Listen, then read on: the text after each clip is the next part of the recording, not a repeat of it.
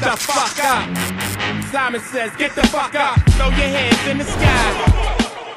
Okay, I mean, there's been a ton, so I'm just gonna go with whatever's coming to my mind first. Goggins pulled 800 out here at something like 65 years old.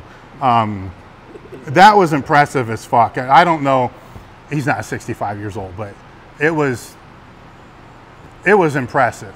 You know, it's up there with one of the most, it's one of the ones I remember, you know, the most, because I don't even think he planned, nobody really planned on it, and it was really fucking cool to see, because I forget how many years, but I wrote about it and I'd have to go look it up, but that was marked like something ridiculous, like 30 years that he's pulled 800 pounds or more, which is just fucking insane. The other one that comes to my mind, and it's kind of funny, is Brian Carroll came out here for many of the underground strength sessions and the seminars and so forth.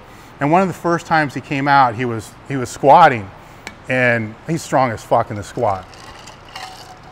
And his form's super solid. So somebody asked him what he was gonna do. And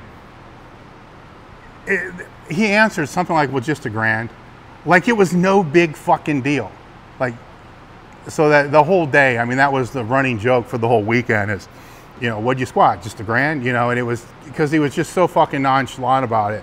And, you know, he went on to squat 1180 or something like that. So for him, it was just $1,000, you know, but to all of us, you know, it's a fucking grand, you know, it's not just $1,000, but, you know, that's one that I remember because it kind of showed me, you know, his perspective and how that perspective shift is kind of important when you get lifting the bigger weights.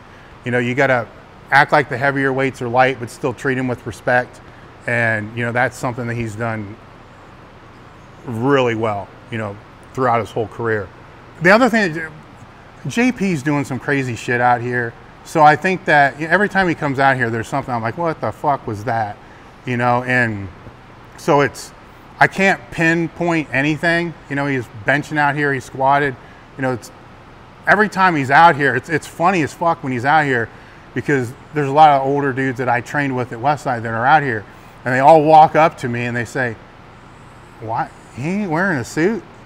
And I'm like, no, man, the whole sport's like raw. They don't get it. Like, why is this dude not wearing a suit?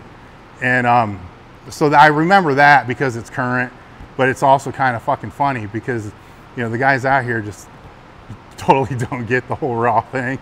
But so that's what I would leave that as. I'd have to sit down and think a little bit more, but there's been a lot of impressive shit years and years ago at the gym before this one, what we would have called S3.